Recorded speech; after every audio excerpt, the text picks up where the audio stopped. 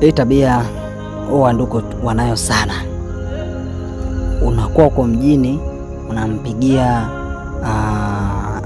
mtoto wa ndugu yako simu au mtu yeyote, kwamba yani ndugu wa karibu bana, njoo kuna kazi mjini huku au kampuni. Basi bana, unafika, badala ya kupeleka kwenye kazi anakuajiri yeye, na hiyo kuajiri kwake hiyo yani anakufanyisha kama mtumwa. Huo utumwa ni kwamba hakulipi. Cha kwanza, malipo yako ni chakula kile ambacho unakula, na pia wewe ukiangalia hapo lipo ni vigumu sana kupata nauli ya kufika kule ulikotoka. Mfano for example, Dar es Salaam unafika Dar au na huko Dodoma, au na nauli ya kukurudisha ulikotoka. Basi anakufanyisha kazi kama mtumwa wake, yani chochote ni wewe, chakula yenyewe yani haupati kwa wakati mwafaka. Jamani, acheni hizo tabia, sio nzuri sana. Acheni hiyo tabia ya kunyanyasa ndugu zenu mkiwaleta mjini.